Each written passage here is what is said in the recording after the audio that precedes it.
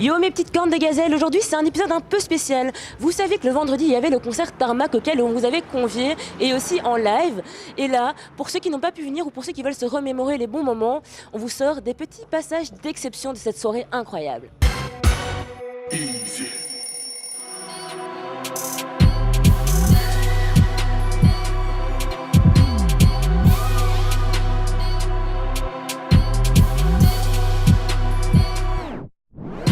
Bon mes petites coupes, pour le premier sujet d'aujourd'hui, on se retrouve avec Chilla. Chilla que moi j'avais connu grâce à Sale Chienne, un morceau d'anthologie. Pour moi, bien sûr, il n'y a personne pour me contredire. Non. Ça fait plaisir. Le hip-hop hybride entame sa renaissance. La misogynie sans cesse omniprésente sur les réseaux, pas de limite, c'est exaspérant. Chilla, si tu peux te présenter quand même. Salut, c'est Chilla, j'ai 23 ans, je suis rappeuse, chanteuse, je viens de Lyon et aujourd'hui on est à Bruxelles, à la Madeleine, pour la soirée de Tarmac, c'est chaud.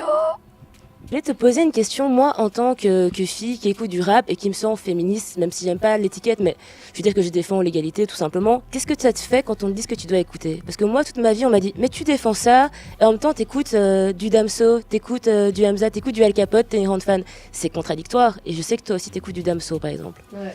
Alors ça te saoule pas qu'on dise ouais mais non on n'écoute pas ça? Ou alors Ouais, c'est vrai que plusieurs fois tu te prends la réflexion de la position des femmes dans le hip-hop, comment les rappeurs vont parler des femmes, toi, si tu défends ta position, tu devrais pas écouter ces rappeurs. En fait, j'ai jamais vraiment répondu à ça, tu vois, parce que je me dis finalement chacun fait ce qu'il veut, tu vois. Et c'est vrai que moi, je sais pas pourquoi je devrais me justifier par A plus B de pourquoi j'écoute tel artiste alors que musicalement ça va complètement me parler. Enfin tu vois, tant que l'artiste il touche à ma sensibilité, que ce soit musicalement, lyricalement, même si je dois le prendre au 3e degré juste pour me taper des barres quand je l'écoute. Enfin tu vois, on a le droit, enfin la musique ça sert à avoir des émotions, dont le rire, dont l'ironie, dont voilà le défoulement aussi. Tu vois, il y a des sons on les écoute pour bien se défouler et puis voilà, pourquoi un mec viril à la salle, il écouterait pas du Céline Dion pour taper ses pompes, tu vois. En vrai, on s'en bat les reins, quoi. Ouais, écoutez ce que vous voulez, écoutez pas les autres, en fait. Juste du son. Merci Chilla. C'est ça. Voilà. Si t'as un petit mot pour le public d'Easy Morning ou le public de Tarmac en règle générale. Bah franchement, moi j'adore la Belgique, donc je vous soutiens fort. Je soutiens tous les artistes belges, je soutiens tous les médias belges. Voilà, je suis là. Peut-être un jour je viendrai habiter à Bruxelles juste pour me faire kiffer. Merci. Ça fait plaisir d'être là, merci. Merci pour nous aussi. Yes. Easy.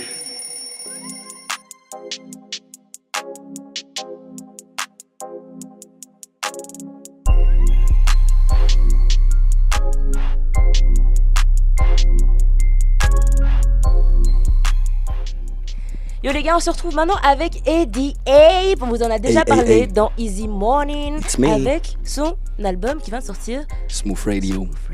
Yes. Comme ça, smooth. Tout est smooth avec Eddie. Voluptueux, doux. Eddie, on te présente plus, mais on va quand même donner un aperçu pour ceux qui ne te connaissent pas, qui s'enjaillent un peu. Moi, si je me fais plaisir. Ok, voilà. Je suis pas contre. Mec, je les voulais toutes, et encore plus celles des homies. J'en ai eu des putains de crises d'agonie. Attends devant les boîtes jusqu'à 5h du mat. À téma toutes ces candidates. J'en voyais une de bonne, démarche de diplomate. La tête haute, pote, la drague était immédiate. Donc Eddie, yes. Je voulais te poser une question en fait. Parce que tes morceaux, ça parle beaucoup des femmes. Voilà. Non mais c'est vrai. Pourquoi tu rigoles? C'est vrai. Un amour pour les femmes, voilà. Ah shit. Ouais, mais on est quand même dans une époque où ce qui fonctionne maintenant, c'est du Damso, du Hamza. Et ça, parle aussi de femmes. Voilà, mais d'une autre manière. Ne mettre pas trop en valeur. C'est ça, voilà. On est d'accord, après ça peut être un jeu d'acteur, c'est de l'ego trip, c'est du cinéma aussi, il raconte une histoire. On peut se dire, voilà. Mais qu'est-ce que t'en penses toi? Est-ce que tu sais que c'est un peu un risque vu que ce qui fonctionne c'est ça et toi tu as ta manière d'en parler, c'est un choix délibéré, tu sais que c'est un risque à prendre? Tu t'en fiches en fait? Ok, ouais clairement, vraiment je m'en fous. Tu connais, mon collectif s'appelle LMI. LMI ça veut dire la mesure inversée, donc on fait tout de façon vraiment, tu vois, on n'est pas conforme aux règles, on n'est vraiment pas, on suit pas une ligne directrice, donc ça veut dire que moi je fais vraiment ce que je kiffe. Et moi je pense que quand même d'une certaine manière, ils sont quand même, la femme, c'est une inspiration. Comme je dis, c'est vraiment une inspiration. Donc dans mes textes, je parle beaucoup de la femme, mais eux aussi, mais d'une autre manière. Donc eux aussi sont inspirés. Et je me dis, mais voilà, différemment, tu vois. Mais elle est très présente, c'est vrai. Voilà, mais je me dis, c'est rien. C'est rien, il peut parler négativement de la femme, moi je peux parler positivement de la femme, ça change rien, c'est que de la musique finalement, faut écouter les mélodies, les rimes, tout ça. Bien sûr, il y a tout ce qui encadre aussi. Voilà. Parce que les gens sont là, le texte, mais c'est l'instru aussi, l'instru est super importante, on est d'accord. Yes. Je suppose que quand tu fais des morceaux, tu pars souvent d'une instru, c'est quand même la base, c'est l'instru qui t'inspire, voilà, on est d'accord. Ben voilà, en fait, parce qu'on a quand même un public assez jeune et varié en soi. Donc, c'est bien d'avoir un message, voilà, de dire, au final, tu fais ce que tu veux avec ton collectif. Voilà, vous avez essayé de faire votre style, de mettre votre patte. Et il faut jamais hésiter à faire ça, je pense. Voilà. Si tu as un message à donner, justement, à propos de ça. Faites ce que vous voulez, sentez-vous libre. Soyez, feel free. Buvez ce que vous voulez, faites ce que vous voulez. Eddie, on va stopper ça là. Merci. Allez, on fait un gros bisou quand même à nos petits de Easy Morning, nos petits cooks. C'était Easy Morning avec Eddie Abe Smooth Radio, www.eddie.com, toujours disponible. Yes. On est dessus. Le débit est chaud, le débit est haut. Hein. Je le dis toujours très rapidement, tu vois. Tu vois l'information est passée. C'est pyramidal, quoi. C'est pyramidal. Voilà. Ça passe comme ça là, discrètement. Je l'ai senti subliminal. là. Subliminal, le mot que ça c'est subliminal. Pyramidal. Voilà. Ça va, tu avais compris. Hein. J'avais compris. Voilà. C'est ça le but. Tout ça, bref. Voilà. Easy Morning, c'était ça. Easy.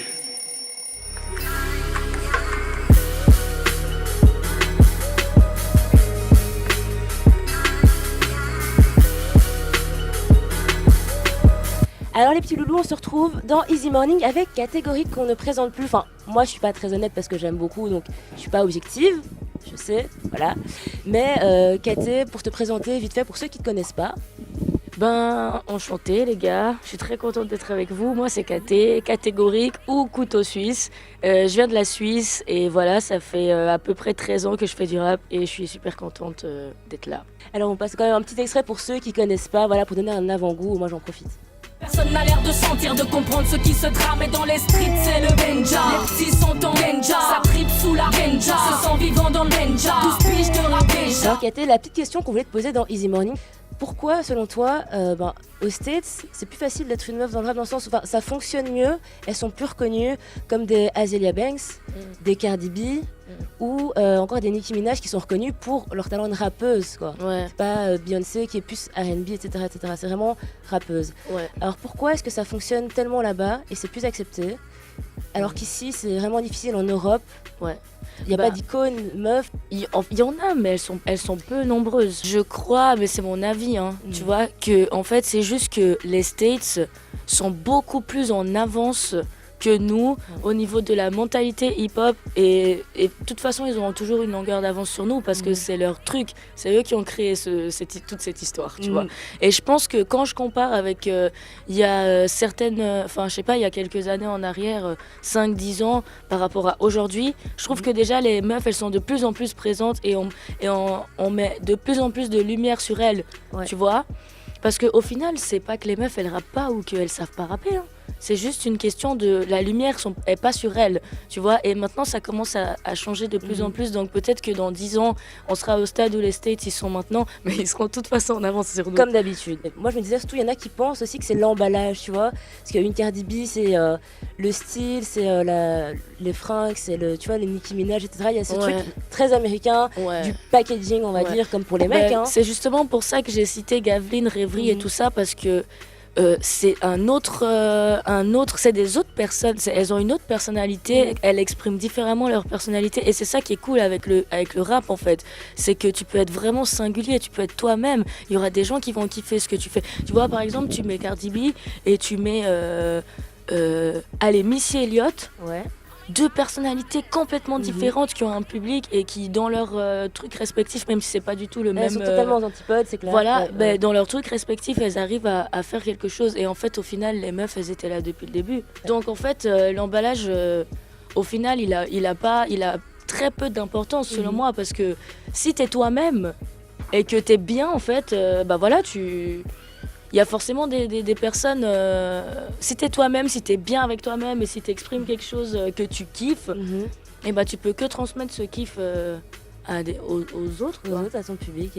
Et de la manière qui te ressemble le plus, en fait. Donc voilà. C'est trop des belles paroles. Merci, c'est ce que j'attendais de ta part. Voilà. Ah bah, tant mieux.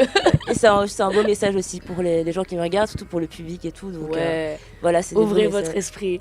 Open your mind. Ouvrez votre troisième œil, s'il vous plaît. Yes, Voilà, très Cathy vous l'a important. dit. Ouvrez Merci. votre troisième œil. Voilà. Je te propose de faire un petit big up à Easy Morning. Un gros big up à Easy Morning, gros big up à Tarmac. Je suis très contente d'être là. One love. Bon les gars, toute bonne chose a une fin, même ici, je sais, ça déchire le cœur, mais vous inquiétez pas, on se retrouve demain. Et c'est pas parce que c'était un épisode très spécial aujourd'hui que ça le sera pas pour les suivants, vous me connaissez. That's me. Gros bisous.